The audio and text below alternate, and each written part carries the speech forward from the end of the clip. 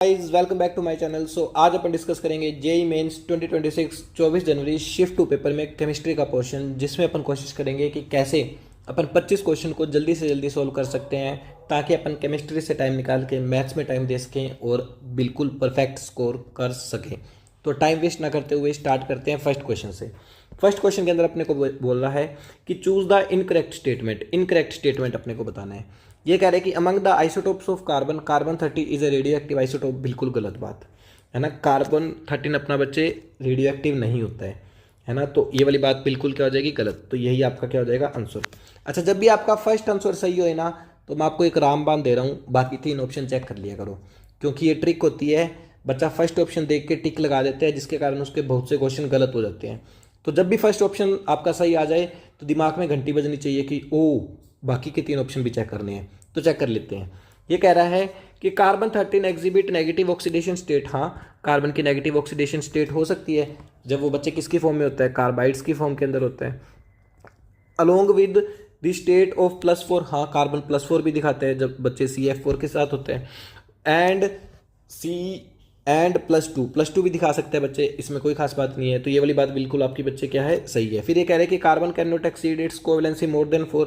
हाँ, बिल्कुल सही है ये बात। तो फिर ये कह रहे हैं कि CO2 इज मोस्ट एसिडिक। अपन बच्चे जानते हैं, अगर अपन बच्चे इनके अपन ऑक्साइड्स बनाएंगे, है ना, ग्रुप 14 एलिमेंट्स के, और अपन जानते हैं ऊपर से नीचे जाने पे बच्चे एसिडिक स्ट्रेंथ क्या होती है, कम होती है। अगर एसिडिक स्ट्रेंथ कम होती है तो ये वाली बात भी आपकी बिल्कुल सही है। अगर 3 बातें सही है तो गलत बात केवल फर्स्ट वाली होएगी, तो यानी कि आपका फर्स्ट वाला ऑप्शन सही हो जाएगा। चलिए बढ़ते हैं नेक्स्ट क्वेश्चन पे। नेक्स्ट क्वेश्चन के अंदर कह रहा है कि द नंबर ऑफ पॉसिबल ट्राईपेप्टाइड्स। सो आपको बच्चे 3 प्रोटीन्स दे रखे हैं। एक तो आपको दे रखा है एलेनाइन, एक आपको दे रखा है ग्लाइसिन, और एक आपको दे रखा है वेलाइन। तो एक है आपका एलेनाइन, एक है आपका ग्लाइसिन, और एक है आपका वेलाइन। आपको बताना है कि कितने ट्राईपेप्टाइड्स बन सकते हैं। तो एक तो बच्चे यही बन सकता है, और कौन सा बन सकता है, ए को मैं यहीं पे रखूँ, वी को यहाँ पे ले जाऊँ, जी को यहाँ पे ले जाऊँ। और बच्चे कौन सा बन सकता है, जी को मैं यहाँ पे रखूँ, ए को मैं यहाँ पे ले जाऊँ, वी को मैं यहाँ पे ले जाऊँ। और कौन सा बन सकता है, जी को यहाँ पे रखूँ, वी को यहाँ पे ले जाऊँ, ए को यहाँ पे ले जाऊँ। और बच्चे कौन सा बन सकता है, मैं वी को यहाँ पे रखूँ, ए को यहाँ पे ले जाऊँ, जी को यहाँ पे ले जाऊँ। और कौन सा बन सकता है, मैं वी को यहाँ पे रखूँ, जी को यहाँ पे ले जाऊँ, और ए को यहाँ पे ले जाऊँ। तो आपके बच्चे 6 बन जाएंगे। आप बोलोगे सर हमें कैसे पता चलेगा। तो बच्चे देखो, आपने मैथ्स पढ़ रखे हैं, आपके पास बच्चे 3 डिफरेंट ऑब्जेक्ट्स हैं और उनको 3 प्लेस पे रखना है। तो कोई भी ऑब्जेक्ट को यहाँ पे रखने की कितने चांसेस पॉसिबिलिटीज़ हैं, 3। तो अगर एक यहाँ पे रख देंगे तो यहाँ पे रखने की कितनी पॉसिबिलिटीज़ हैं, 2। और यहाँ पे रखने की कितनी पॉसिबिलिटीज़ होंगी, 1। तो टोटल पॉसिबिलिटीज़ बच्चे कितनी आ जाएंगी, 6 आ जाएंगी। तो यानी कि आपका फर्स्ट ऑप्शन सही हो जाएगा। चलिए बढ़ते हैं नेक्स्ट क्वेश्चन पे। नेक्स्ट क्वेश्चन के अंदर कह रहा है कि 2 लिक्विड्स हैं A and B, form an ideal solution. 2 liquid हैं A और B जो कि आइडियल सोल्यूशन बना रहे हैं T केल्विन टेम्परेचर पे। फिर ये कह रहा है कि T केल्विन टेम्परेचर पे vapour pressure of pure A and pure B आपको इतना दे रखा है। यानी कि बच्चे आपको P0 A की वैल्यू दे रखी है कितनी, 55, और आप लोगों को P0 B की वैल्यू दे रखी है बच्चे कितनी, 15। ठीक है भी। What is the mole fraction of A in the solution of A and B। ए और बी के सोल्यूशन के अंदर मोल फ्रैक्शन ए का कितना होगा, जो कि इक्विलिब्रियम में है इसके वेपर्स के साथ, जहाँ पे उसका ए का मोल फ्रैक्शन आपको कितना दे रखा है बच्चे, 0.8 दे रखा है। तो अपन बच्चा जानता है बच्चे, पी ए किसके बराबर होता है बच्चे, वाई ए इंटू पी टोटल के बराबर होता है। तो यानी कि वाई ए आपका बच्चे किसके बराबर आ जाएगा, P A upon P total के बराबर आ जाएगा। इसको अपन क्या लिख सकते हैं, P0 a into x a upon P0 A into x a plus P0 B into x b, है ना। सारी वैल्यूज़ पुट कर दो। वाई ए की वैल्यू आपको दे रखी है 0.8, P0 A की वैल्यू आपको दे रखी है 55, और एक्स से आपको निकालना है। P0 A दे रखा है 55, एक्स से आपको निकालना है। P0 B आपको दे रखा है 15, एक्स भी अपन यहाँ पे एज इट इज़ रख देते हैं। तो इसको जब बच्चे अपन सोल्व करेंगे तो 5 पे गया तो ये आ जाएगा 11, यहाँ पे आ जाएगा 11, और यहाँ पे आ जाएगा 3। तो इसको सोल्व कर देते हैं बच्चे। ये आ जाएगा अपना 11 टाइम्स ऑफ एक्स ए, और ये आ जाएगा बच्चे कितना, 8.8 times of x a plus 2.4 times of x b, है ना। इसको सोल्व करते हैं तो 11.0 में से गए 8.8, तो 10 में से 2 गए 8, 10 में से 2 गए 8। तो आपका 2 टाइम्स ऑफ एक्स ए किसके बराबर आ जाएगा बच्चे, 2.4 टाइम्स ऑफ एक्स बी के बराबर आ जाएगा। इसको कैंसिल करेंगे, ये कट जाएगा 11 पे और ये कट जाएगा 12 पे, है ना। तो आपका बच्चे 11 एक्स ए किसके बराबर आ गया, 12xb के बराबर आ गया। अच्छा सर अब कैसे निकालें? आपको एक रिलेशन और भी तो पता है क्या, x a plus x B किसके बराबर होता है बच्चे? 1 के बराबर होता है। तो 12xA प्लस 12xB किसके बराबर हो जाएगा? 12 की जगह 12xB की जगह अपन क्या लिख सकते हैं? 11xA इज इक्वल टू किसके बराबर हो जाएगा बच्चे? 12 के बराबर हो जाएगा। तो यहाँ पे एक्स ए की वैल्यू बच्चे कितनी आ जाएगी? 12/23। तो यदि 24 होता तो कितना होता बच्चे? 1/2 यानी कि 0.5। तो यानी कि 0.5 से थोड़ा सा बड़ा आंसर, क्योंकि डिनोमिनेटर अपना क्या है? 24 से छोटा है। तो अपना रिजल्ट क्या हो जाएगा? 0.5 से थोड़ा सा बड़ा। 0.5 से थोड़ा सा बड़ा अपना ये है, तो आपका फर्स्ट ऑप्शन आ जाएगा। चलिए नेक्स्ट क्वेश्चन पे बढ़ते हैं। नेक्स्ट क्वेश्चन के अंदर कह रहा है कि consider the following graphs gaseous equilibrium in a closed container of volume we. तो आपको वी वॉल्यूम का कोई कंटेनर दे रखा है जिसके अंदर ये रिएक्शन हो रही है। इस रिएक्शन को अपन दोबारा लिख लेते हैं। P2 प्लस Q2 इक्विलिब्रियम में है बच्चे किसके साथ? 2PQ के साथ, है ना। ये कह रहे हैं कि 2 mole of each P2 Q2 and PQ are present at equilibrium. Equilibrium पे बच्चे क्या है? इसके 2 मोल्स पड़े हैं, इसके 2 मोल्स पड़े हैं और इसके 2 मोल्स पड़े हैं। तो अपन यहाँ से इक्विलिब्रियम कांस्टेंट की वैल्यू निकाल लेंगे। कैसे? कंसंट्रेशन ऑफ PQ का square upon concentration of P2 into concentration of Q2, है ना। तो वॉल्यूम तो कट ही जाएगा, तो K की वैल्यू बच्चे कितनी आ जाएगी? 1 आ जाएगी। 1 देख लो कैसे आ जाएगी? 2 का स्क्वायर अपॉन 2 इंटू 2 यानी कि 1 आ जाएगी। फिर ये कह रहा है कि now 1 mole of each P2 and Q2 are added to the equilibrium. तो अब इसके एक एक मोल और ऐड कर दिए, तो इसके बच्चे कितने हो जाएंगे? 3 मोल हो जाएंगे। Keeping the temperature constant, temperature constant रखना है। The number of moles of P2 Q2 and PQ at the new equilibrium. नए इक्विलिब्रियम पे सबके मोल्स कितने कितने होंगे बच्चे? तो अपन जानते हैं बच्चे, जब अपन रिएक्टेंट बढ़ा देते हैं तो रिएक्शन आगे की तरफ मूव करती है। और इसकी स्टोइकोमेट्री अपने को क्या बता रही है कि 1 मोल P2 का 1 मोल Q2 के साथ मिलता है और 2 मोल PQ के बनते हैं।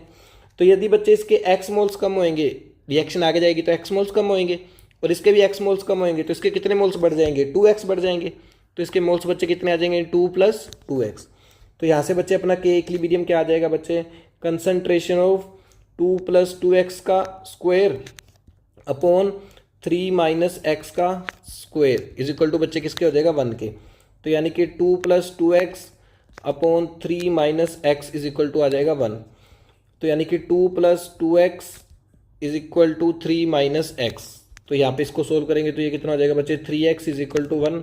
तो x की वैल्यू कितनी आ गई बच्चे? 1/3 यानी कि 0.667, है ना। तो इसके मोल्स बच्चे कितने आ जाएंगे? 1/3 सॉरी कितना होता है? 0.33। तो इसके मोल्स बच्चे कितने आ जाएंगे? 3 - 0.33। इसके मोल्स कितने आ जाएंगे? 3 - 0.33। इसके मोल्स बच्चे कितने आ जाएंगे? 2 + 0.66। तो ये वाले मोल्स कितने हो जाएंगे? 2.66। और ये वाले मोल्स भी कितने हो जाएंगे? लगभग 2.67। और ये वाले मोल्स भी कितने हो जाएंगे? 2.67। तो यानी कि आपका फर्स्ट ऑप्शन सही आ जाएगा। चलिए नेक्स्ट क्वेश्चन पे चलते हैं। नेक्स्ट क्वेश्चन के अंदर कह रहा है कि pair of species among the following having same bond order as well as paramagnetic character. अच्छा बच्चे, मैं आपको ना ट्रिक बता रहा हूँ। अगर बच्चे आप लोगों को MOT के अंदर बॉन्ड ऑर्डर सेम करना है तो आप ऐसी स्पीसीज ढूंढना जिनके अंदर सेम नंबर ऑफ इलेक्ट्रॉन हो। सेम नंबर ऑफ इलेक्ट्रॉन ढूंढ लेना। बॉन्ड ऑर्डर भी आपका बच्चे क्या होएगा? हमेशा सेम ही होएगा। ठीक है, आपके जेईई मेंस के क्वेश्चन इस ट्रिक से गलत नहीं होंगे। ठीक है भी, तो अपन ढूंढते हैं। जैसे बच्चे अगर अपन देखें, मन की आंखों से देखो, तो एक ऑक्सीजन के पास 8 और 2 ऑक्सीजन के पास कितने हो जाएंगे? 16। एक पॉजिटिव है तो बच्चे इसके पास कितने इलेक्ट्रॉन हो जाएंगे? 15। एक नाइट्रोजन के पास 7 तो 2 के पास कितने हो जाएंगे? 14। और 2 नेगेटिव है तो 14 के अंदर 2 जोड़ दोगे तो 16 हो जाएगा। तो फर्स्ट ऑप्शन आपका नहीं होएगा। 8 × 2 = 16 और एक आ गया तो बच्चे 17। 7 × 2 = 14, 14 में से एक गए बच्चे 13। तो सेकंड ऑप्शन भी आपका नहीं होएगा। 8 × 2 = 16, 16 में से एक गए बच्चे कितने? 15। 7 × 2 = 14, 14 के अंदर एक जोड़ दिया बच्चे कितने? 15। तो ये ऑप्शन आपका हो सकता है। फिर उसके बाद 8 × 2 = 16, 16 के अंदर एक जोड़ देंगे 17। 7 × 2 = 14, 14 के अंदर एक जोड़ देंगे 15। तो ये ऑप्शन नहीं होएगा। तो आपका ओनली ऑप्शन नंबर आ जाएगा थर्ड, है ना। तो आप जल्दी से जल्दी क्वेश्चंस को कैसे सोल्व कर सकते हो वही तो मैं आपको सिखा रहा था। सॉल्यूशंस तो आपको कहीं भी मिल जाएंगे। चलिए बच्चे नेक्स्ट क्वेश्चन के अंदर चलते हैं। यहाँ पे कह रहे हैं कि 1 mole of Cl2 was pass into 2 litre cold 2 molar KOH solution. तो बच्चे Cl2 को पास करवाया जा रहा है किसके सॉल्यूशन में से, KOH के सॉल्यूशन में से, जो कि आपको बच्चे कितना दे रखा है, 2 मोलर दे रखा है, और ये कितना दे रखा है बच्चे, 2 लीटर दे रखा है, और इसके आपको बच्चे कितने दे रखे हैं, 1 मोल दे रखा है ना। After the reaction concentration of chloride ion और हाइपोक्लोराइड आयन, तो यानी कि रिएक्शन होगी तो क्लोराइड आयन भी बन रहा होगा बच्चे, हाइपोक्लोराइड आयंस भी बन रहा होगा। तो आपको बच्चे जब रिएक्शन कंप्लीट हो जाएगी तो आपको बच्चे हाइड्रोक्साइड आयंस की आपको क्या बतानी है, कंसंट्रेशन बतानी है, क्लोराइड आयंस की कंसंट्रेशन बतानी है, और हाइपोक्लोराइड आयंस की कंसंट्रेशन बतानी है। तो इसको जब बच्चे मैं आयंस की फॉर्म में मैं क्या लिख सकता हूँ कि Cl2 रिएक्शन कर रहा है OH नेगेटिव के साथ, और अपने को दे रहा है बच्चे क्या, ClO negative, Cl negative plus ClO negative. Reaction को बैलेंस करना पड़ेगा, तो बैलेंस करने के लिए बच्चे अपन यहाँ पे क्या ऐड कर देंगे, +1 ऐड कर देंगे। तो अगर यहाँ तक किसी को कोई दिक्कत है तो आप लोग मुझसे पूछ सकते हो। तो चलिए बच्चे, सो यहाँ तक अपनी रिएक्शन बैलेंस होगी। बट बच्चे आपको ध्यान रखना पड़ेगा यहाँ पे एक बात कि एक ही कंटेनर के अंदर हाइड्रोक्साइड आयंस और H+ आयंस एक साथ नहीं रह सकते ना, क्योंकि एक एसिड एक बेस है, दोनों मिलकर बच्चे क्या बना लेंगे, वाटर बना लेंगे। तो अपने को एक आयंस को हटाना पड़ेगा, और अपन जानते हैं रेडॉक्स रिएक्शन के अंदर जब भी अपने को बेसिक मीडियम के अंदर बदलना होता है तो अपन क्या करते हैं बच्चे, दोनों side OH negative ions add करते हैं। तो अपने को बच्चे दोनों साइड एक एक OH नेगेटिव आयन ऐड करना पड़ेगा, है ना। तो फाइनली अपने को क्या देखने को मिलेगा, Cl2 रिएक्शन कर रहा है twice of OH negative ions के साथ, और अपने को दे रहा है Cl negative ion plus ClO negative ion, और साथ में H+ और OH मिलके बच्चे क्या बना लेगा, वाटर बना लेगा, साथ में बन जाएगा H2O। अब अपने पास इसके 1 मोल हैं, इसके 4 मोल हैं। शुरू में इनके बच्चे कितने कितने मोल्स होंगे, 0 मोल्स होंगे। यहाँ पे अपना लिमिटिंग रिएजेंट है लालाराम, LR है। तो जब रिएक्शन कंप्लीट होएगी तो इसके 0 मोल्स बचेंगे, और अपने को स्टोइकोमेट्री क्या बता रही है कि इसका 1 मोल इसके 2 मोल के साथ रिएक्शन करता है, इसका 1 मोल बनता है, इसका 1 मोल बनता है, और इसका 1 मोल बनता है। तो यदि इसका 1 मोल इसके 2 मोल के साथ रिएक्शन करेगा तो 4 में से 2 मोल चले गए, तो इसके कितने मोल्स बचेंगे, 2। इसका 1 मोल रिएक्शन करेगा तो इसके कितने मोल बनेंगे बच्चे, 1, और इसका भी 1 मोल बनेगा, और इसका भी 1 मोल बनेगा। तो यानी कि जब रिएक्शन कंप्लीट हो जाएगी तो मोल्स कितने बचेंगे बच्चे, OH नेगेटिव आयंस के 2 मोल्स बन जाएंगे बच्चे, क्लोराइड आयंस के कितने बच्चे, 1, और मोल्स बन जाएंगे हाइपोक्लोराइड आयंस के बच्चे कितने, 1। तो यदि आपको कंसंट्रेशन निकालनी है तो आपको वॉल्यूम से डिवाइड करना पड़ेगा, जो कि आपको दे रखी है कितनी, 2 लीटर। तो यानी कि हो जाएगा 2/2, हो जाएगा 1/2, और ये भी हो जाएगा 1/2, यानी कि 0.5 0.5 और यहाँ पे आ जाएगा 1। ठीक है भाई, तो यानी कि 0.5 0.5 और 1, तो यानी कि आपका थर्ड ऑप्शन हो जाएगा। चलिए नेक्स्ट क्वेश्चन पे चलते हैं। नेक्स्ट क्वेश्चन के अंदर कह रहे हैं कि a student has planned to prepare acetanilide from aniline using acetic anhydride. तो बच्चे एक स्टूडेंट है जो कि एनिलीन की रिएक्शन करवा रहा है बच्चे किसके साथ, एसिटिक एनहाइड्राइड के साथ, यानी कि CH3 C double bond O C double bond O, और यहाँ पे बच्चे क्या हो जाएगा, CH3, और यहाँ पे बच्चे ये क्या बना रहा है, एसिटिनालाइड आयंस, एसिटिनालाइड बना रहा है। तो यानी कि यहाँ पे NH और यहाँ पे C डबल बॉन्ड O, और यहाँ पे क्या हो जाएगा, CH3। The student has started from 9.3 ग्राम। तो वो बच्चे कैसे स्टार्ट करते हैं, इसके 9.3 ग्राम एनिलीन से स्टार्ट करता है। However student has manage to obtain 11 gram dry acetanilide, और वो बच्चे इसके कितने ग्राम बना लेता है, 11 ग्राम बना लेता है। तो अपने को बताना है परसेंटेज यील्ड कितनी होएगी। तो इन क्वेश्चंस के अंदर आपको बच्चे सबसे पहले क्या निकालने होते हैं, नंबर ऑफ मोल्स निकालने होते हैं। तो बच्चे इसके अपन नंबर ऑफ मोल्स निकाल लेते हैं। तो नंबर ऑफ मोल्स कितने आ जाएंगे, मास अपॉन मोलर मास, इसका मोलर मास अपन निकाल लेंगे, 12 6 72 और 6 78, 78 के अंदर NH जोड़ देंगे। नाइट्रोजन का मास बच्चे कितना, 14, और हाइड्रोजन का मास कितना, 1, 14 और 1 15, तो 8 5 13 कैरी 1, तो 93 आ जाएगा। तो 93 आ जाएगा। तो इसके यानी कि कितना मास आ गया, मोल्स आ गए बच्चे 0.1 मोल। तो यदि इसके 0.1 मोल्स होंगे तो बच्चे इसके भी कितने मोल्स बनेंगे, 0.1 मोल्स ही बनेंगे। तो यानी कि मोल्स ऑफ प्रोडक्ट भी अपने पास बच्चे कितने होंगे, 0.1 मोल्स होंगे। तो अपन इसका मास निकाल सकते हैं। मास इसका कितना आ जाएगा बच्चे, अपॉन मोलर मास, इसका मोलर मास अपने को निकालना पड़ेगा। 12 6 72 और 6 78 प्लस नाइट्रोजन का मास बच्चे कितना, 14, 2 कार्बन का मास 24 और 3 हाइड्रोजन का मास 27, और साथ में बच्चे ऑक्सीजन का मास 16। तो इसको अपन ऐड करेंगे तो कितना हो गया, 14 6 20 और 10 30, 30 और 27 57, तो यानी कि 78 प्लस 57, तो इसको ऐड करेंगे 8 7 15 कैरी 1 7 5 12 और 1 13, तो यानी कि 135। तो ये हो गया कितना बच्चे 135। तो इसका मास बच्चे कितना आ जाएगा, मास इसका आ जाएगा 0.1 इंटू 135 यानी कि 13.5 ग्राम। तो थ्योरेटिकली मास अपने को इतना मिलना चाहिए था और प्रैक्टिकली मास अपने को मिल रहा है 11 ग्राम। तो परसेंटेज यील्ड बच्चे कितनी हो जाएगी, जो अपने को प्रैक्टिकली मिल रहा है अपॉन जो अपने को थ्योरेटिकली मिलना चाहिए था इंटू 100। तो अब अपने को इसको क्या करना पड़ेगा बच्चे, सोल्व करना पड़ेगा। तो चलिए ट्राई करते हैं कि कैसे अपन इसको जल्दी से जल्दी सोल्व कर सकते हैं। 5 पे जा रहा है तो ये आ जाएगा 200, 5 पे जा रहा है 5 2 जा 10, 3 और 5 5 7 जा 35, तो ये बच्चे आ गया कितना आपका 2200 अपॉन 27, है ना। अब इसका कोई ऑप्शन है सोल्व करने का, नहीं, तो अपने को सोल्व करना ही पड़ेगा। तो 2200 और 27 है ना 270, अगर 10 पे जाते हैं तो 270 यानी कि ये 8 पे जाता हुआ लग रहा है मुझे। 8 7 जा 56, 5 कैरी 8 2 जा 16, 16 और 5 21, 216, तो 4 0 यानी कि 8 पॉइंट समथिंग वाला आंसर होएगा, यानी कि आपका फर्स्ट ऑप्शन हो जाएगा। चलिए नेक्स्ट क्वेश्चन पे चलते हैं। नेक्स्ट क्वेश्चन के अंदर अपने को ये बोल रहा है कि find out the statements which are not true. अपने को वो स्टेटमेंट्स बताना है बच्चे जो कि ट्रू नहीं है। चलिए ये कह रहा है कि resonating structure with more number of covalent bond and lesser charge separation are more stable.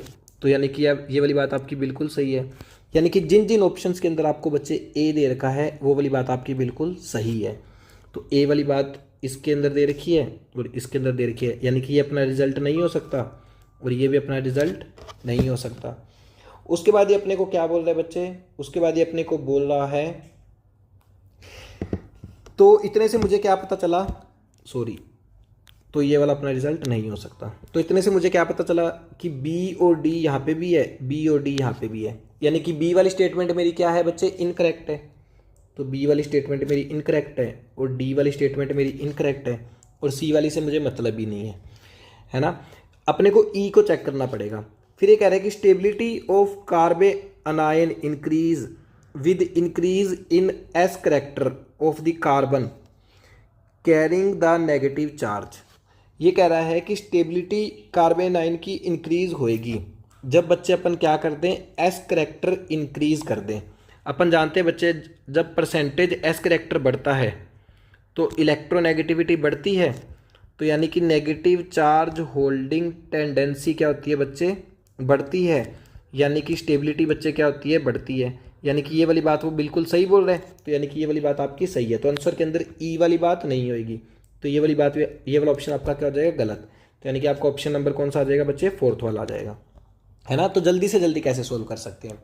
फिर ये कह रहा है कि the correct order of carbon nitrogen oxygen fluorine in terms of second ionization potential. तो यदि बच्चे कार्बन नाइट्रोजन ऑक्सीजन और फ्लोरीन, मैं इलेक्ट्रॉनिक कॉन्फ़िगरेशन की यदि बच्चे मैं बात करूं तो इसकी इलेक्ट्रॉनिक कॉन्फ़िगरेशन क्या होती है बच्चे, P2, इसकी बच्चे क्या होती है P3, इसकी क्या होती है बच्चे P4 और इसकी बच्चे क्या होती है P5, है ना। और जब बच्चे मैं सब में से एक एक इलेक्ट्रॉन निकाल दूंगा तो ये बन जाएगा कार्बन पॉजिटिव, ये बन जाएगा नाइट्रोजन पॉजिटिव, ये बन जाएगा ऑक्सीजन पॉजिटिव और ये बन जाएगा फ्लोरीन पॉजिटिव। और इनकी इलेक्ट्रॉनिक कॉन्फ़िगरेशन क्या हो जाएगी, P1, इसकी हो जाएगी बच्चे P2 और इसकी हो जाएगी P3 और इसकी हो जाएगी P4। और अपन जानते हैं पीरियोडिक टेबल में लेफ्ट टू राइट जाने पे बच्चे क्या होता है, साइज डिक्रीज होते हैं। अगर बच्चे साइज डिक्रीज होएगा तो आयनाइजेशन एनर्जी बच्चे क्या होएगी, इंक्रीज होएगी, यानी कि यहाँ से यहाँ जाने पे आयनाइजेशन एनर्जी की वैल्यू बढ़ेगी। बट जब बच्चे हाफ फील्ड और फुल फील्ड हो जाए तो उसकी पड़ोसी से ज़्यादा हो जाती है, तो यानी कि ऑक्सीजन आपका आगे चला जाएगा। तो सबसे ज़्यादा बच्चे ऑक्सीजन, उसके बाद फ्लोरीन, उसके बाद नाइट्रोजन और उसके बाद कार्बन। तो सबसे ज़्यादा ऑक्सीजन, फिर फ्लोरीन, फिर नाइट्रोजन और फिर कार्बन, यानी कि आपका ऑप्शन नंबर 3rd। चलिए नेक्स्ट क्वेश्चन पे चलते हैं। नेक्स्ट क्वेश्चन के अंदर कह रहा है कि in the group analysis of cations barium and calcium are precipitated respectively, है ना। तो कार्बोनेट्स की फॉर्म के अंदर ये क्या होते हैं बच्चे, प्रेसिपिटेट होते हैं। ये एक टेबल होता है, अगर आप मुझे बोलोगे कि सर उस टेबल पे एक वीडियो बना दो तो मैं ज़रूर बना दूंगा, पर आप लोग मुझे बता देना कि सर हमें उस टेबल पे वीडियो चाहिए, ठीक है भाई। चलिए जी नेक्स्ट क्वेश्चन पे चलते हैं। नेक्स्ट क्वेश्चन के अंदर कह रहा है कि the wavelength of spectral line obtained from lithium 2 positive ion. तो लिथियम 2 पॉजिटिव आयन से जो अपने को स्पेक्ट्रल लाइन मिल रही है, when transition takes place between 2 level, उन 2 लेवल से जब ट्रांजिशन होता है जिनका सम बच्चे कितना है 4 है और जिनका डिफरेंस बच्चे कितना है 2 है। ठीक है भाई, तो आपको बताना है उसकी वेवलेंथ क्या होगी, सेंटीमीटर के अंदर बताना है। तो पहले तो अपन n1 प्लस n2 आपको 4 दे रखा है, तो यहाँ से बच्चे 2n1 बच्चे किसके बराबर आ जाएगा 6, तो n1 बच्चे कितना आ जाएगा 3 और n2 बच्चे आपका कितना आ जाएगा 1। यानी कि बच्चे लिथियम के अंदर थर्ड शेल से फर्स्ट शेल के अंदर जा रहे हैं, लिथियम प्लस के अंदर। तो आपको बताना है कि निकलने वाले फोटोन की वेवलेंथ क्या होगी, है ना। अब इसको करने के 2 तरीके हो सकते हैं, क्या कि 1/λ is equal to RH into Z square into 1/n2 का स्क्वेयर और माइनस 1/n1 का स्क्वेयर। तो 1/λ इज इक्वल टू RH, तो 3 का स्क्वायर कितना हो जाएगा बच्चे 9 और 1 माइनस 1/9। तो इसको सोल्व करेंगे तो 1/λ, RH को एक बार मैं RH ही रख दे रहा हूँ ना, और 9 इंटू 8/9। तो 9 से 9 बच्चे आपका क्या हो गया कैंसिल। तो लैम्डा बच्चे कितना आ गया 1/8 RH, है ना। अब बच्चे मुझे RH की जो वैल्यू याद है वो मुझे याद है 1/912 एंगस्ट्रॉम। तो उसके अंदर ही मैं वैल्यू पुट करना चाहूँगा। तो 1/8, तो 912 ऊपर चला जाएगा, 912 इंटू 10 की पावर -10 और ये कितना हो जाएगा बच्चे मीटर हो जाएगा। अगर सेंटीमीटर के अंदर बदलना है तो 1 मीटर किसके बराबर होता है बच्चे 100 सेंटीमीटर के अंदर। तो यानी कि 912/8 इंटू 10 की पावर -8 सेंटीमीटर। अब इसको सोल्व कर देंगे, तो इसको सोल्व करना ही पड़ेगा। 912 को 8 पे गया, 8 1 जा 8 1 1 8 1 जा 8 3 2 8 4 जा 32। तो यानी कि 1.14 इंटू 10 की पावर -6 सेंटीमीटर आ जाएगा। तो 1.14 इंटू 10 की पावर -6 सेंटीमीटर, तो 4th ऑप्शन आ जाएगा। चलिए नेक्स्ट क्वेश्चन पे चलते हैं। नेक्स्ट क्वेश्चन के अंदर कह रहा है कि cross aldol condensation between 2 different aldehydes always produce 4 different product. ये कह रहा है कि अगर आप 2 डिफरेंट एल्डिहाइड लो और उनका क्रॉस एल्डोल कंडेंसेशन कराओ तो आपको हमेशा 4 प्रोडक्ट मिलेंगे। क्या ये वाली बात सही है या गलत है? तो ये वाली बात बच्चे आपकी क्या है बिल्कुल गलत, क्योंकि कुछ एल्डिहाइड्स ऐसे भी होते हैं जिसके अंदर एल्डोल कंडेंसेशन हो ही नहीं पाता, है ना। जैसे CH3CH और यहाँ पे बच्चे CH3 लेंगे और यहाँ पे अपन ले लें C double bond O single bond H plus, फिर उसके बाद बच्चे यहाँ पे अगर मैं फिर से ले लूँ CH3 और यहाँ पे बच्चे मैं क्या ले लूँ CH2 और यहाँ पे C double bond O single bond H, है ना। तो अब बच्चे ये वाला इसका जब अपन एल्डिहाइड बनाएंगे, इसकी जब अपन रिएक्शन करवाएंगे तो वो फर्दर रिएक्शन कर ही नहीं पाएगा, कंडेंसेशन कर ही नहीं पाएगा, क्योंकि इसके पास अल्फा हाइड्रोजन भी एक ही है ना। कंडेंसेशन वाला प्रोडक्ट बनेगा ही नहीं। तो जरूरी नहीं है कि हर बारी 4 बने, हाँ बन भी सकते हैं, बट ऑलवेज फॉर्म तो बिल्कुल गलत बात। फिर ये कह रहा है कि when semi carbazide react with a mixture of benzaldehyde and acetophenone under optimum pH it forms a condensation product with acetophenone only. तो सेमी कार्बाजाइड बच्चे अपने को पता है एल्डिहाइड के साथ भी रिएक्शन करता है, कीटोन के साथ भी रिएक्शन करता है, तो केवल एसिटोफिनोन नहीं बेंजल्डिहाइड के साथ भी रिएक्शन करेगा। तो ये वाली स्टेटमेंट भी आपकी बच्चे क्या हो जाएगी फॉल्स हो जाएगी। तो यानी कि both statement 1 and 2 are false, तो यानी कि आपका ऑप्शन नंबर फर्स्ट आ जाएगा। चलिए नेक्स्ट क्वेश्चन पे चलते हैं। नेक्स्ट क्वेश्चन के अंदर कह रहा है कि from the following how many compound contain at least 1 secondary alcohol. तो आपको ऐसे कंपाउंड ढूंढने हैं जिसके पास कम से कम 1 सेकेंडरी एल्कोहल हो। तो यहाँ पे बच्चे OH ग्रुप जुड़ा हुआ है एल्कोहलिक, बट ये ऐसे कार्बन से जुड़ा है जो एक कार्बन से जुड़ा है, तो ये 1 डिग्री है और ये भी बच्चे आपका क्या है 1 डिग्री। तो आपका फर्स्ट वाला ऑप्शन नहीं हो सकता, है ना। मैं अच्छा सा पेन ले लेता हूँ एक, और बच्चे मैं इस कार्बन को देखूँ तो ये वाला एल्कोहल बच्चे मेरा क्या है 2 डिग्री है और ये वाला एल्कोहल बच्चे मेरा क्या है 1 डिग्री है। तो एक एल्कोहल ऐसा है, तो ये वाला आंसर आपका हो सकता है।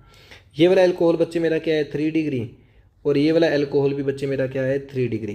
तो तो यानी कि ये वाला ऑप्शन मेरा नहीं हो सकता। फिर उसके बाद अगर मैं देखूँ तो ये वाला एल्कोहल मेरा 1 डिग्री और ये वाला एल्कोहल मेरा 2 डिग्री, तो यानी कि एक एटलीस्ट ऐसा एल्कोहल है जो 2 डिग्री है, तो ये वाला ऑप्शन सही है। इस एल्कोहल को देखो बच्चे तो ये 1 कार्बन 2 कार्बन और 3 कार्बन से जुड़ा है तो 3 डिग्री, बट बच्चे इस वाले एल्कोहल को जब मैं देखूँ तो ये 2 ही कार्बन से जुड़ा है तो 2 डिग्री, तो एटलीस्ट एक ऐसा है, तो ये वाला ऑप्शन भी हो जाएगा। फिर बच्चे जब मैं इस एल्कोहल को देखूँ तो ये बच्चे मेरा क्या हो जाएगा, 3 कार्बन से जुड़ा है तो 3 डिग्री। इसको देखूँ तो ये 1 2 3 कार्बन से जुड़ा है तो 3 डिग्री, और इसको जब मैं देखूँ तो ये एक ही कार्बन से जुड़ा है तो 1 डिग्री, तो ये वाला आंसर नहीं हो सकता। तो यानी कि 3 एल्कोहल ऐसे हैं, तो यानी कि सेकंड ऑप्शन आ जाएगा। के अंदर अपने को कह रहा है at 298 kelvin the mole percentage of nitrogen in air is 80%। So basically ऊपर आपके पास एयर है और इसके अंदर मोल परसेंट नाइट्रोजन का कितना है, मोल परसेंट ऑफ नाइट्रोजन है बच्चे 80%। चलिए फिर ये कह रहा है कि water is in equilibrium with air at A pressure of 10 atm, तो यानी कि नीचे वाटर है और ये एयर के साथ बच्चे क्या है, इक्विलिब्रियम के अंदर है। एयर के साथ ये बच्चे क्या है, इक्विलिब्रियम के अंदर है ना। और एयर का प्रेशर भी इन लोगों ने कितना दे रखा है बच्चे, 10 atm दे रखा है, 10 atm दे रखा है।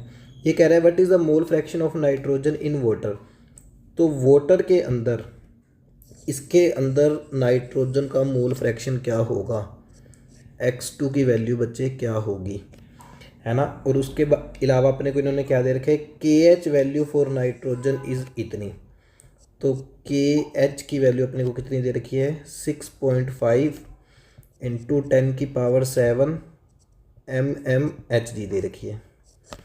चलिए तो इस डाटा को यूज़ कैसे कर सकते हैं अपन, तो ये वाला क्वेश्चन ना जे एडवांस के अंदर भी आया हुआ है, कुछ इसी पैटर्न पे था बच्चे, ठीक है। तो अगर अपने इस क्वेश्चन को ध्यान से देखें तो अपने को यहाँ से मोल परसेंटेज ऑफ नाइट्रोजन दे रखा है और प्रेशर टोटल दे रखा है, तो अपने को यहाँ से प्रेशर ऑफ नाइट्रोजन पता लग जाएगा बच्चे।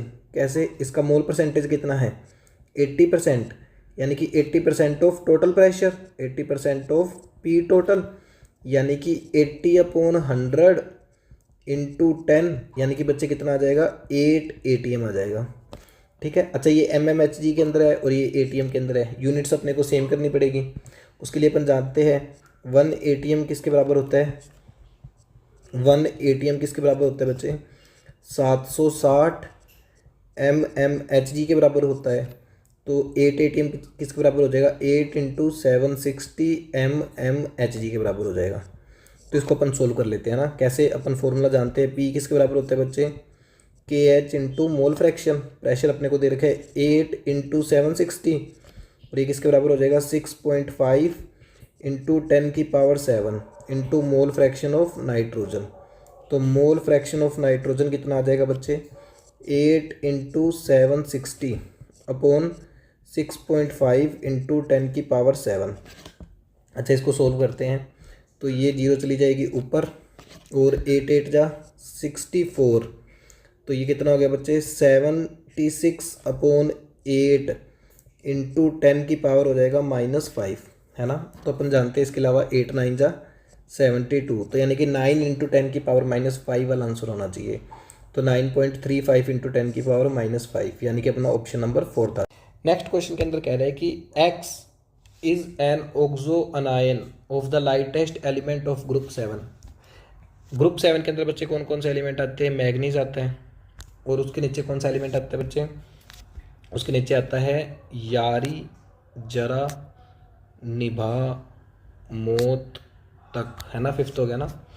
और उसके नीचे बच्चे कौन सा एलिमेंट है, लाइटेस्ट एलिमेंट है, तो ऑब्वियस सी बात है वो आपका कौन सा होना चाहिए, मैग्नीज ही होना चाहिए, क्योंकि इसके नीचे वाले सारे इससे भारी होंगे।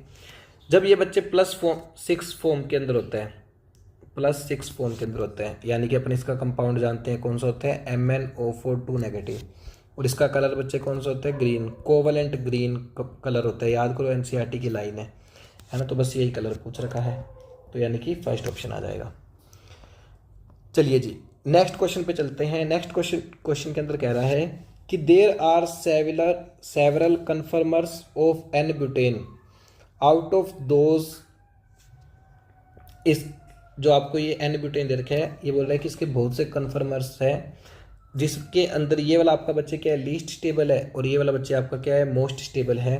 तो ये वाली बात बिल्कुल सही है ना। ये बच्चे कौन सा आपका इक्लिप्स्ड फॉर्म है ना, और ये आपके बच्चे इक्लिप्स्ड फॉर्म नहीं है, अल्टरनेट पे पड़ा है ना। तो ये वाला आपका मोस्ट स्टेबल होएगा और ये वाला आपका लीस्ट स्टेबल होएगा। तो यानी कि ये वाली बात आपकी बिल्कुल सही है ना। फिर ये कह रहा है कि as the dihedral angle increase, जैसे जैसे डाईहेड्रल एंगल बढ़ता है टोर्सनल स्ट्रेन डिक्रीज।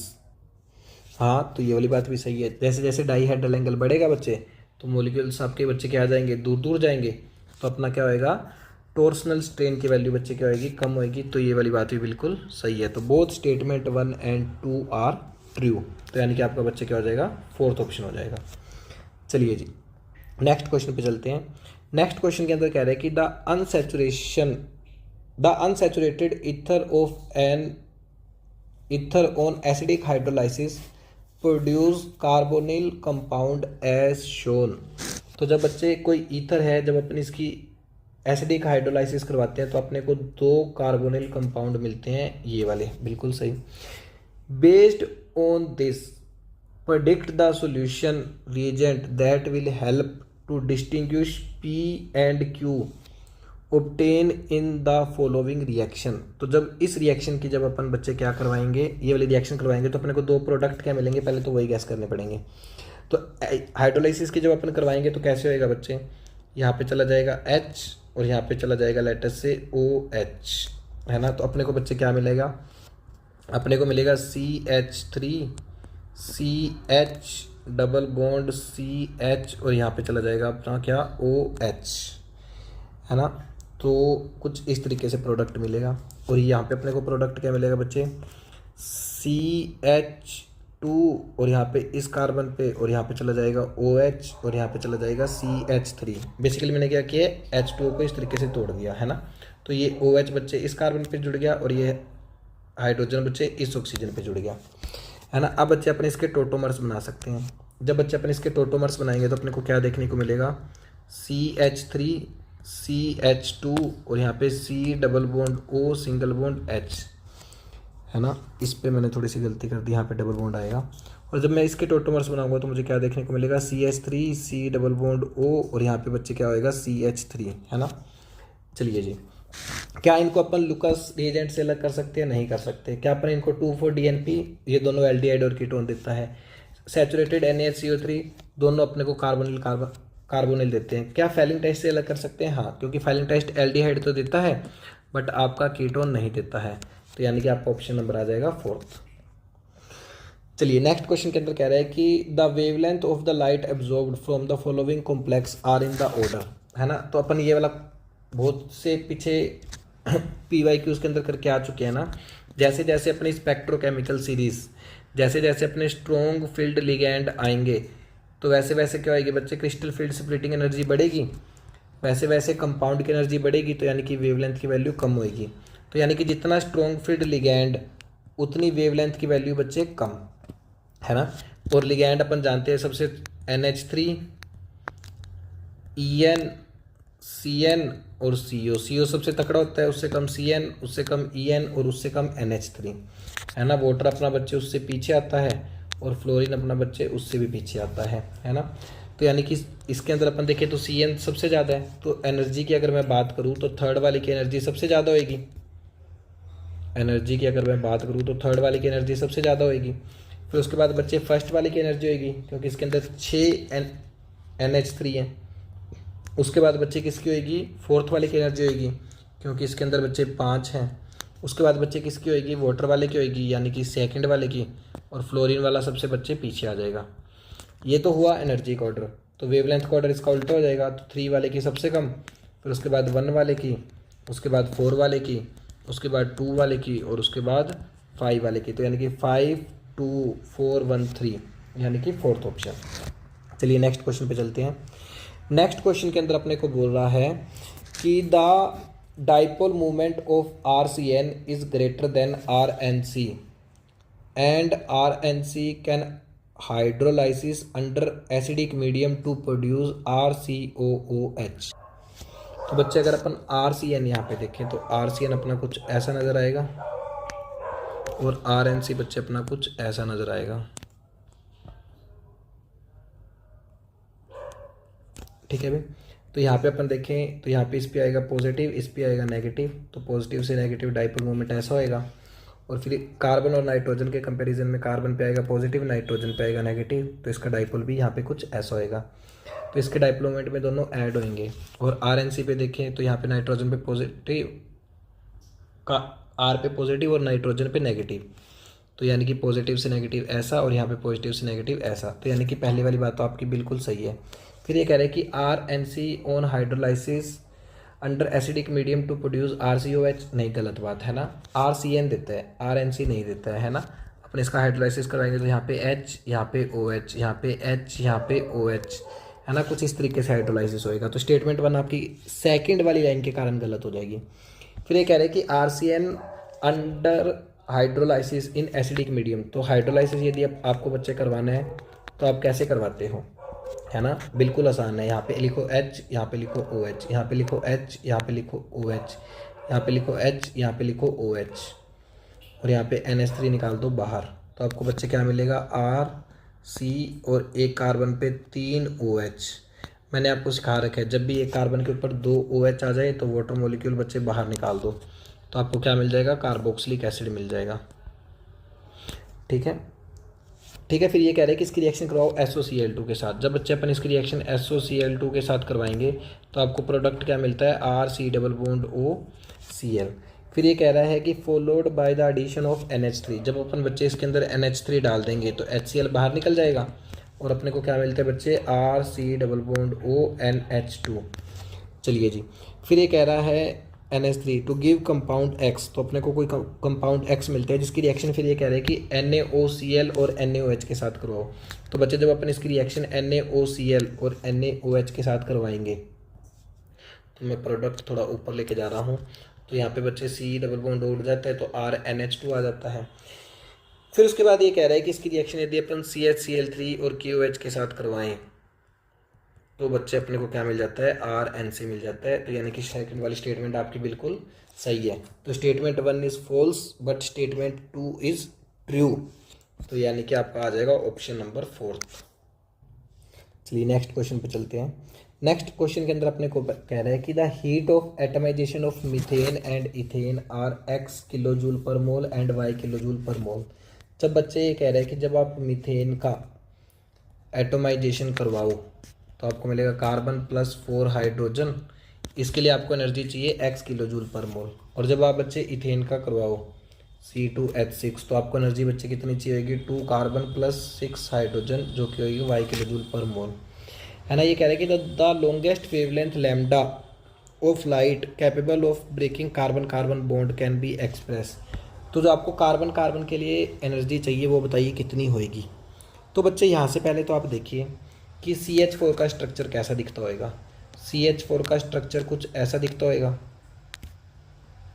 और जब बच्चे आप इसको चारों बॉन्डों को तोड़ोगे तो आपको तभी तो मिलेगा कार्बन प्लस 4 हाइड्रोजन, इसी के लिए तो आपको x किलो जूल एनर्जी चाहिए।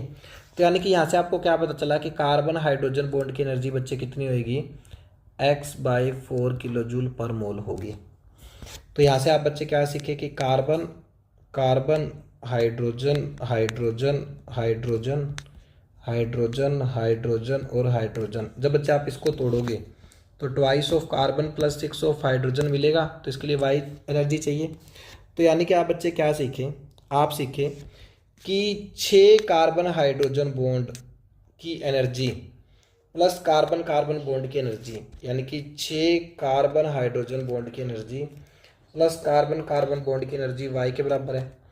तो कार्बन हाइड्रोजन बॉन्ड की एनर्जी आपको पता है कितनी है बच्चे, x/4, तो ये हो जाएगा 6x/4 plus carbon carbon bond की एनर्जी बराबर हो जाएगा y। तो कार्बन कार्बन बॉन्ड की एनर्जी बच्चे कितना हो जाएगा, y - 6x/4। बट बच्चे आपको क्या चाहिए, आपको चाहिए वेवलेंथ। तो अपन बच्चे इसको क्या लिख सकते हैं, इसको अपन लिख सकते हैं hc/लैम्डा। तो यहाँ से अपने को लैम्डा की वैल्यू अपन बड़ी आसानी से निकाल सकते हैं। तो ये हो जाएगा 4y - 6x/4 is equal to hc/लैम्डा। तो लैम्डा हो जाएगा कितना, 4HC upon 4Y minus 6X। तो यानी कि 4HC, तो ये पर मोल के लिए ना, तो नंबर ऑफ एटम से मल्टीप्लाई कर दे इंटू Na कर दे तो अपना वो भी काम बन जाएगा। तो यानी कि 4Na, ऐसा कुछ ऑप्शन तो नहीं दे रखा, बेसिकली इस ऑप्शन को थोड़ा सेट करना पड़ेगा अपने को, है ना। तो थोड़ा सा इसको सेट कर देते हैं, इसको मैं यहाँ ले जाता हूँ। तो ये हो जाएगा lambda is equal to HC, और यहाँ पे क्या हो जाएगा y माइनस 6x बाई 4 की पावर -1। तो आपको थोड़ा अच्छा लगेगा, और Na से मल्टीप्लाई कर देंगे तो फोर्थ ऑप्शन आ जाएगा। ठीक है भाई, चलिए जी। फिर ये कह रहा है कि द ग्रिग्नार्ड रिएजेंट RMgBr, ये कोई ग्रिग्नार्ड रिएजेंट है RMgBr, इसको P बोला गया है, और ये वाटर के साथ रिएक्ट करेगा तो अपने को पता है बच्चे क्या मिलते हैं, एल्केन मिलते हैं, है ना, हाइड्रोकार्बन मिलता है। फॉर्म्स अ गैस क्यू, तो ये क्या बना रहा है बच्चे, गैस क्यू बना रहा है। ये कह रहा है कि 1 ग्राम ऑफ गैस क्यू, अगर बच्चे आप इसका 1 ग्राम लेते हो तो उसकी वॉल्यूम कितनी होती है बच्चे, 1.4 डेसीमीटर क्यूब, यानी कि 1.4 लीटर। फिर ये कह रहा है कि P on reaction with dry ice, अगर बच्चे में पी की रिएक्शन ड्राई आइस, जो कि आपका बच्चे क्या होता है, CO2 होता है, फॉलोड बाय हाइड्रोलाइसिस, और इसके बाद में क्या करवा दूँ, इसका हाइड्रोलाइसिस करवा दूँ, तो मुझे एक जेड कंपाउंड मिलता है। अगर बच्चे मैं जेड का 0.1 मोल ले लूँ तो आपको इसका बच्चे क्या बताना है, वेट बताना है। तो पहले तो आपको बच्चे ये सोल्व करना पड़ेगा। तो जब बच्चे आप इसका 1 ग्राम लोगे तो अपने को इसका मोलर मास निकालना है ना बेसिकली। तो 1 ग्राम लोगे तो इसके नंबर ऑफ मोल्स आ जाएंगे 1 अपॉन मोलर मास, और 1.4 लीटर लोगे तो 1.4 डिवाइड बाई कितना आ जाएगा बच्चे, 22.4 हो जाएगा। तो इसका मोलर मास बच्चे कितना आ जाएगा, मोलर मास आ जाएगा 224/14। तो इसको अपन सोल्व करेंगे तो कितना आ गया, 14 1 जा 14 और 14 6 जा 84। तो इसका आ जाएगा 16 ग्राम पर मोल। 16 ग्राम पर मोल बच्चे किसका होता है, CH4 का होता है। तो यानी कि ये आपकी क्यू गैस बच्चे कौन सी है, CH4। तो यानी कि आपका ये बच्चे क्या होएगा, CH3MgBr होएगा ना। तो यहाँ ये किसका सोर्स होता है बच्चे, सोर्स ऑफ CH3 नेगेटिव, और जब बच्चे इसकी रिएक्शन CO2 के साथ करवाएंगे तो अपने को ये यहाँ पे अटैक करेगा, यहाँ पे एक बॉन्ड खुल जाएगा, तो आपको देखने को मिलेगा CH3 C double bond O negative. और जब आप इसकी H3O हाइड्रोलाइसिस करवाओगे तो आपको देखने को मिलेगा CH3COOH, और इसका आपको लेना है 0.1 मोल। तो इसको हो जाएगा 0.1 मोल। तो आपको बच्चे यहाँ से वेट निकल जाएगा, मोलर मास इसका कितना हो जाएगा, 12 3 15 और 1 16 प्लस 12 प्लस 2 ऑक्सीजन का बच्चे कितना हो जाएगा 32, है ना। तो 6 और 4 10 कैरी 1 3 और 3 6 60। तो इसका वेट बच्चे कितना आ जाएगा, 6 ग्राम आ जाएगा। तो वेट इसका बच्चे कितना आ जाएगा, 6 ग्राम। तो इसका आंसर बच्चे कितना हो जाएगा, 6 ग्राम। ठीक है, चलिए नेक्स्ट क्वेश्चन पे चलते हैं। नेक्स्ट क्वेश्चन के अंदर कह रहा है कि 0.25 gram of an organic compound A. तो आपको कोई एक ऑर्गेनिक कंपाउंड दे रखा है ए, इसका आपको मास दे रखा है 0.25 gram, containing carbon hydrogen and oxygen. इसके अंदर बच्चे क्या है, कार्बन है, हाइड्रोजन है और ऑक्सीजन है। Was analysed by combustion method, और इसका बच्चे क्या करवाया जा रहा है, कंबशन करवाया जा रहा है, यानी कि हीट दी जा रही है इन प्रेजेंस ऑफ ऑक्सीजन। तो आपको प्रोडक्ट मिलेगा बच्चे CO2 प्लस H2O, है ना। फिर ये कह रहा है कि there was increase in mass of calcium chloride tube. अपन बच्चे कैल्शियम क्लोराइड से अपने को वाटर का पता चलता है, और पोटाश KOH से अपने को CO2 का पता चलता है। At the end the amount was found to be 0.15 gram and 0.1837 gram respectively. तो इस ट्यूब के अंदर बच्चे मास कितना बढ़ता है, 0.15 ग्राम बढ़ता है, और इस ट्यूब के अंदर मास बच्चे कितना बढ़ता है, 0.1837 टाइम बढ़ता है। तो आपको बताना है कि परसेंटेज ऑक्सीजन कितना होगा, है ना। तो ध्यान से देखना बच्चे। तो यानी कि आपके पास वाटर कितना इकट्ठा हो रहा है बच्चे, 0.15 ग्राम। तो यहाँ से आपको मोल्स ऑफ वाटर पता लग जाएंगे बच्चे कितने, 0.15 डिवाइड बाई 18। सिमिलरली आपको मोल्स ऑफ कार्बन डाइऑक्साइड भी पता लग जाएंगे कितने बच्चे, 0.1837 डिवाइड बाई 44। तो यहाँ से बच्चे आपको मोल्स ऑफ हाइड्रोजन भी पता लग जाएंगे, इसके 2 टाइम्स होंगे, क्योंकि एक वाटर के अंदर बच्चे कितने हाइड्रोजन होते हैं, 2। तो इसके मोल्स कितने आ जाएंगे बच्चे, 0.3 डिवाइड बाई 18, यहाँ से आपको मोल्स ऑफ कार्बन भी पता लग जाएंगे जो कि कार्बन डाइऑक्साइड के बराबर ही होंगे, यानी कि 0.1837 डिवाइड बाई 44। तो यहाँ से बच्चे आपको मास ऑफ हाइड्रोजन पता लग जाएगा, इनटू मोलर मास कर देंगे, तो यानी कि 0.3 डिवाइड बाई 18। तो यहाँ से आपको बच्चे मास ऑफ कार्बन भी पता लग जाएगा जो कि इनटू मोलर मास यानी कि इनटू 12, यानी कि 0.1837 डिवाइड बाई 44 गुना 12। तो आपको मास ऑफ हाइड्रोजन और मास ऑफ कार्बन पता लग गया, तो इसको आपको सोल्व करना ही पड़ेगा। तो ये तो हो गया कितना, 1/60 हो गया। और इसको अगर अपन सोल्व करें, 4 पे गया 4 3 जा 12, 4 पे गया 11, तो 7 3 जा 21, 1 कैरी, 3 3 जा 9 और 1 10, 1 कैरी, 8 3 जा 24 और 1 25, 2 कैरी, 3 जा 3 4 5, तो 0.5501 डिवाइड बाई 11। इसको आपको सोल्व करना ही पड़ेगा। तो बेसिकली मैं कैलकुलेटर का यूज़ कर रहा हूँ। तो बच्चे जब इसको आप सोल्व करोगे तो मास ऑफ कार्बन आपके पास आ जाएगा 0.05 ग्राम और मास ऑफ हाइड्रोजन आपके पास आ जाएगा 0.01 ग्राम। ठीक है भाई। तो मास ऑफ ऑक्सीजन भी निकल जाएगा यहाँ से। तो मास ऑफ ऑक्सीजन बच्चे कितना निकल जाएगा, मास ऑफ कार्बन 0.25 माइनस 0.06 है ना। तो इसको सोल्व करेंगे तो कितना आ जाएगा, इसको सोल्व करेंगे तो 0.25 माइनस 0.06 तो आ जाएगा 0.19 ग्राम, है ना। तो परसेंटेज ऑक्सीजन भी निकल जाएगा 0.19 डिवाइड बाई 0.25 इंटू 100, तो यानी कि इंटू 4, है ना। तो यानी कि लगभग कितना आ जाएगा, 76% आ जाएगा। ठीक है। तो आपका आंसर बच्चे कितना आ जाएगा, 76% आ जाएगा। चलिए नेक्स्ट क्वेश्चन पे चलते हैं। नेक्स्ट क्वेश्चन के अंदर कह रहे हैं कि the half life of 65 zinc is 245 days. तो जिंक की आपको हाफ लाइफ दे रखी है, तो यानी कि ये रेडियो एक्टिव प्रोसेस है, यानी कि फर्स्ट ऑर्डर की होएगी। तो अपन जानते हैं बच्चे के इज इक्वल टू किसके बराबर होता है, 0.693 अपॉन टी हाफ, यानी कि 245 डे। तो आपको बताना है कि कितने दिन के बाद 75% ओरिजिनल एक्टिविटी बचेगी, यानी कि बच्चे ln A0/A is equal to KT के बराबर होता है ना। यहाँ पे आपको टाइम निकालना है। तो A आपका कितना होना चाहिए बच्चे, 75% ऑफ A0 होना चाहिए। तो यानी कि A आपका बच्चे कितना होना चाहिए, 75/100 ऑफ A0 होना चाहिए, यानी कि A आपका बच्चे कितना होना चाहिए, 3/4 टाइम्स ऑफ A0 होना चाहिए, है ना। तो यहाँ पे वैल्यू पुट कर देंगे तो ये अपना हो जाएगा ln A0 और A की वैल्यू बच्चे क्या है, 3/4 times of A0 is equal to K into T. तो A0 से A0 कैंसिल, यहाँ पे आपके पास आ गया बच्चे ln 4/3 इज इक्वल टू आ जाएगा K इंटू टी। तो K की वैल्यू वहाँ से पुट कर देंगे 0.693, if I write wrong there, तो ये हो जाएगा 0.693। तो इसको आपको सोल्व करना ही पड़ेगा, कोई ऑप्शन नहीं है। बेसिकली के की वैल्यू बच्चे क्या होती है, ln 2/245, है ना। थोड़ा मैं कोशिश करता हूँ कि कुछ आसान जुगाड़ निकल जाए। तो आपको वैसे तो एग्जामिनर को ये वैल्यूज़ देनी चाहिए थी, सो कोई बात नहीं।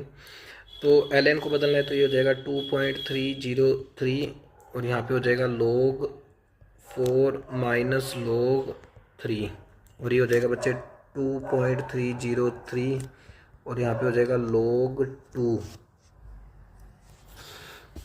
अपॉन 245 और यहाँ पे टाइम, है ना। अगर किसी बच्चे को log में डाउट है तो मैंने यूट्यूब पे वीडियो अपलोड कर रखी है, आप लोग वहाँ से जाके चेक कर सकते हो, है ना। तो 2.303 से 2.303 कैंसिल हो जाएगा। तो यहाँ पे अपने पास बचे क्या बचेगा, यहाँ पे अपने पास बचेगा 245 multiply log 4 minus log 3 divide by log 2 is equal to आ जाएगा टी के बराबर। बस अब log 4 की वैल्यू बिल्कुल आसान है 0.60, log 3 की वैल्यू बिल्कुल आसान है 0.48 और log 2 की वैल्यू बिल्कुल आसान है 0.30 इंटू 245, तो ये कितना हो जाएगा 245 into 0.12 upon 0.30 is equal to T. तो 3 पे गया तो ये आ जाएगा बच्चा आपका कितना 10, ये आ जाएगा आपका कितना 4। तो 5 4 जा 20, 2 कैरी, 4 4 जा 16 17 18, 1 कैरी, 4 2 जा 8 और 1 9 अपॉन बच्चे कितना हो जाएगा 10। तो ये कट गया। ठीक है, क्या मैंने कुछ गलत किया? 245 सही किया है ना। तो आपका बच्चे कितना आ जाएगा 98 डेज आ जाएगा आंसर। ठीक है भी, चलिए नेक्स्ट क्वेश्चन पे चलते हैं। नेक्स्ट क्वेश्चन के अंदर अपने को बोला है कि एक chromium complex with formula CrCl3.6H2O has a spin only magnetic moment 3.87 Bohr magneton. तो बेसिकली क्रोमियम के पास बच्चे कितने इलेक्ट्रॉन फ्री हैं? 3 इलेक्ट्रॉन फ्री हैं, क्योंकि क्रोमियम D3 की फॉर्म में पड़ा होएगा ना, तभी तो 3.87 आएगा। क्रोमियम के पास 3 इलेक्ट्रॉन पड़े होंगे, तो यानी कि क्रोमियम +3 की फॉर्म के अंदर पड़ा है। चलिए जी, its solution has conductivity corresponds to 1:2 electrolyte. तो जब बच्चे अपने इलेक्ट्रोलाइट लेते हैं, इलेक्ट्रोलाइट के कंपैरिजन में इसकी कितनी है 1:2 है, यानी कि जब अपन इसको ब्रेक डाउन करेंगे तो आपको 1:2 मिलेगा। तो यानी कि Cr और यहाँ पे अपने पास क्रोमियम और यहाँ पे अपने पास बच्चे H2O और कुछ अंदर होंगे कुछ बाहर होंगे, है ना। और यहाँ पे अपने पास क्लोरीन और यहाँ पे अपने पास बच्चे H2O, है ना। तो बच्चे इसकी कंडक्टिविटी 1:2 होती है, यानी कि जब बच्चे आयंस टूटेंगे तो वो 1:2 के अंदर टूटने चाहिए। तो यानी कि बच्चे इसका एक कटायन टूटेगा और इसके 2 अनायन टूटेंगे। तो 2 अनायन का मतलब 2 क्लोरीन बाहर आ जाएंगे, तो 1 क्लोरीन अंदर आएगा। तो H2 अंदर बच्चे कितने पड़े होंगे? 5 पड़े होंगे। तो कुछ इस तरीके से अपने को देखने को मिलेगा। ठीक है, फिर ये कह रहा है कि इसका आपको 2.75 ग्राम लेना है। तो इसका आपको 2.75 ग्राम लेना है और इसको कटायन एक्सचेंजर में से पास करवाना है। तो इसका कटायन बच्चे क्या हो जाएगा? एक्सचेंज हो जाएगा। चलिए कोई बात नहीं, अगर कटायन एक्सचेंज हो जाएगा तो फिर ये कह रहा है कि यदि बच्चे मैं इसकी रिएक्शन एक्सेस ऑफ AgNO3 के साथ करवाऊँ, या आपको एक्सेस के अंदर दे रखा है, तो आपको बच्चे क्या मिलेगा? आपको मिलेगा AgCl मिलेगा।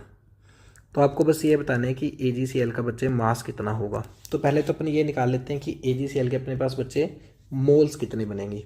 तो पहले बच्चे मोल्स निकालने के लिए अपने को क्या करना पड़ेगा? अपने को इसका निकालने पड़ेंगे नंबर ऑफ मोल्स, जो कि आ जाएंगे इसके क्या 2.75 मास और डिवाइड बाय इसका क्या हो जाएगा बच्चे? मोलर मास हो जाएगा। तो मोलर मास इसका कितना हो जाएगा बच्चे? 52। क्रोमियम का प्लस 6H2O का कितना हो जाएगा? 6 × 18 और 3 क्लोरीन का बच्चे कितना हो जाएगा? 3 × 35.5। तो आपका आंसर बच्चे कितना आ जाएगा? 52 प्लस 18 5 जा 90, 18 6 जा 108, 71 और 35 बच्चे कितना हो जाएगा? 106.5। तो इसको सोल्व करेंगे तो कितना आ जाएगा? 266.5। तो इसके नंबर ऑफ मोल्स बच्चे कितने आ जाएंगे? 266.5। तो यहाँ से क्लोराइड आयंस के मोल्स कितने आ जाएंगे बच्चे? 2 टाइम्स आ जाएंगे। तो मोल्स ऑफ क्लोराइड आयंस बच्चे कितने हो जाएंगे? 2 टाइम्स ऑफ 2.75 अपॉन 266.5, है ना। तो अब अपने को पता है एक क्लोराइड आयन से अपने को क्या मिलता है? 1 मोल AgCl का मिलता है। तो अगर अपन 2 क्लोराइड आयंस लेंगे तो अपने को 2 मोल्स ऑफ AgCl मिलेंगे। तो यानी कि अपने को मोल्स ऑफ AgCl बच्चे कितने मिल जाएंगे? तो मोल्स ऑफ AgCl अपने को मिल जाएंगे बच्चे 2 टाइम्स ऑफ क्लोराइड आयंस के। तो यानी कि बच्चे कितना हो जाएगा? 4 × 2.75 अपॉन 266.5, है ना। तो यहाँ से अपने पास मास ऑफ AgCl आ जाएगा, मास ऑफ AgCl आ जाएगा। तो मास के लिए अपने को मोलर मास से मल्टीप्लाई करना पड़ेगा ना। तो मैं यहाँ थोड़ा सा लिख रहा हूँ इसको। तो 4 × 2.75 अपॉन 266.5 इंटू 143.5। तो थोड़ा सा कैलकुलेटर यूज़ करके मैं आपको आंसर बता देता हूँ। तो इसको सोल्व करेंगे तो अपना आंसर आ जाएगा बच्चे लगभग कितना? 2.996 ग्राम। तो यानी कि नियरली इक्वल टू बच्चे कितना हो जाएगा? 3 ग्राम हो जाएगा। तो यानी कि आपका आंसर बच्चे कितना आएगा, 3 ग्राम आंसर आ जाएगा। चलिए नेक्स्ट क्वेश्चन पे चलते हैं। नेक्स्ट क्वेश्चन के अंदर अपने को कह रहा है कि molar conductivity of weak acid HQ। आपको एक वीक एसिड दे रखा है HQ, जिसकी मोलर कंडक्टिविटी HQ की बच्चे कितना है, 1/30 टाइम एक वीक एसिड दूसरा है जिसकी जो कि है HZ। ठीक है भी। अच्छा, HQ की आपको कंसंट्रेशन कितनी दे रखी है, 0.18 मोलर, और HZ की कंसंट्रेशन आपको दे रखी है बच्चे कितनी, 0.02 मोलर। फिर उसके बाद ये आपको कह रहा है कि lambda naught Q is equal to है लैम्डा नोट Z के। ये वाली बात भी समझ में आती है। फिर ये कह रहा है कि pKa डिफरेंस बताना है दोनों का। तो pKa बच्चे किसका, HQ का, माइनस pKa बच्चे किसका, HZ का, आपको बताना है कि कितना होगा। ठीक है भाई। फिर उसके बाद ये अपने को ये भी बता रहा है कि डिग्री ऑफ डिसोसिएशन दोनों के लिए बहुत बहुत कम है। ठीक है, और लैम्डा नोट एम बच्चे क्या है, लिमिटिंग मोलर कंडक्टिविटी है। चलिए जी, तो पहले तो अपन ये जानते हैं कि डिग्री ऑफ डिसोसिएशन किसके बराबर होता है। तो बच्चे अगर अपन डिग्री ऑफ डिसोसिएशन HQ का लिखेंगे तो वो किसके बराबर होएगा, molar conductivity of HQ upon molar conductivity eight infinite dilution of HQ। तो ये बच्चे अपन किसके बराबर लिख सकते हैं, H molar conductivity of HQ upon molar conductivity of H positive plus molar conductivity of Q negative eight infinite dilution. Similarly alpha HZ के लिए अपन क्या लिख सकते हैं, lambda HZ upon lambda note HZ। ये किसके बराबर हो जाएगा, lambda HZ upon lambda naught H plus lambda naught Z minus. ठीक है भाई। तो ये हो गया आपकी इक्वेशन नंबर 1 और ये हो गया आपकी इक्वेशन नंबर 2। दोनों को अपने को कर देना है डिवाइड। तो अपने पास हो जाएगा alpha HQ upon alpha HZ is equal to हो जाएगा lambda HQ upon lambda HZ और lambda naught H plus lambda naught Z minus upon lambda naught H plus lambda naught Q minus. ठीक है भाई। तो यहाँ से अपन निकाल सकते हैं HQ अपॉन HZ किसके बराबर हो जाएगा, 1/30। तो HQ अपॉन HZ बच्चे कितना हो जाएगा, 1/30 हो जाएगा। ठीक है भाई। और ये वाली वैल्यू सेम है तो ये आपका कैंसिल हो जाएगा। तो यानी कि degree of dissociation of HQ upon degree of dissociation of HZ आपका बच्चे कितना आ गया, 1/30 आ गया। तो अब इस डाटा को अपन कैसे यूज़ कर सकते हैं, अब देखना बच्चे ध्यान से। मैं थोड़ी सी जगह बना लेता हूँ।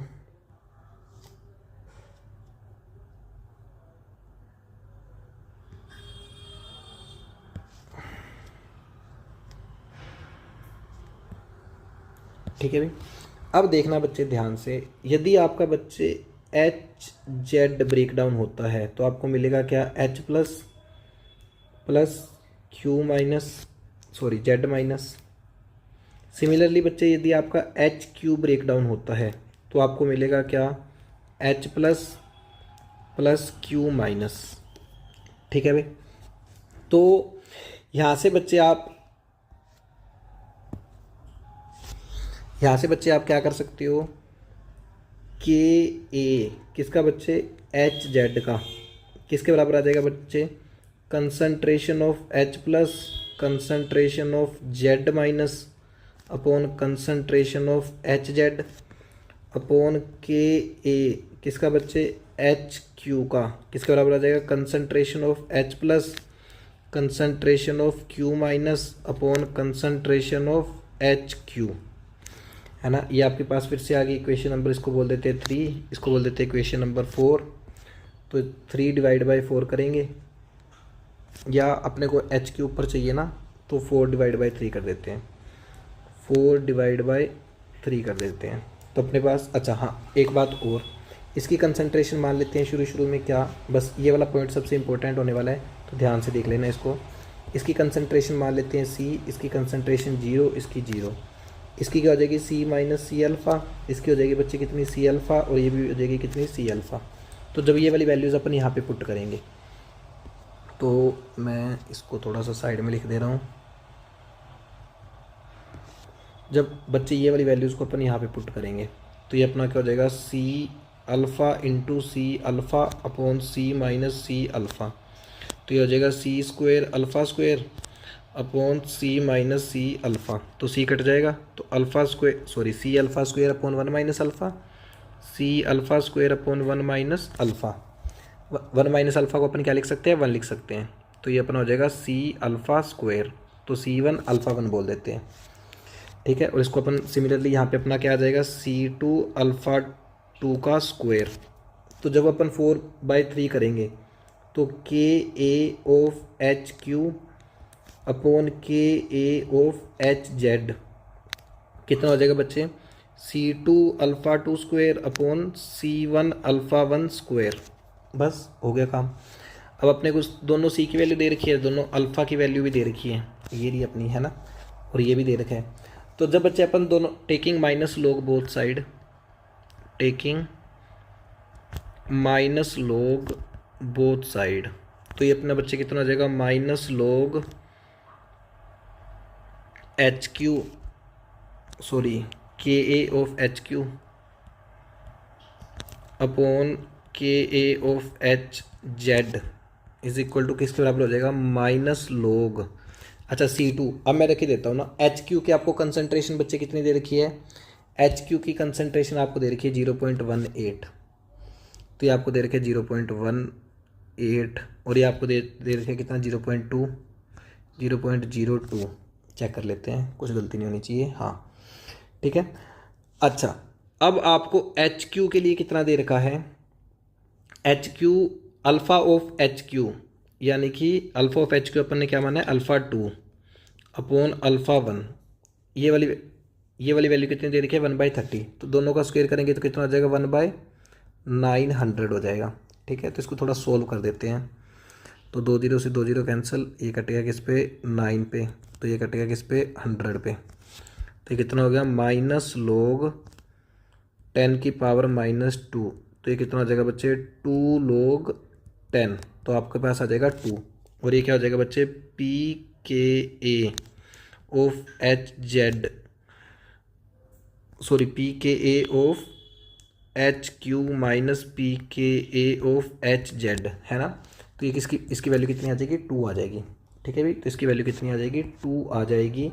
तो इस क्वेश्चन का आंसर हो जाएगा आपका 2, है ना। इस क्वेश्चन को थोड़ा सा समझाने में मैंने थोड़ा सा ज़्यादा टाइम लिया है, बट ये आप लोगों को समझाने के लिए था। मौके पे अपन इसको थोड़ा सा जल्दी कर सकते हैं अगर अपना दिमाग सही से चले, ऐसे क्वेश्चन को अपने पहले कभी देख रखा हो, ठीक है भाई। So this is all about your this paper. Thank you so much, please subscribe my channel.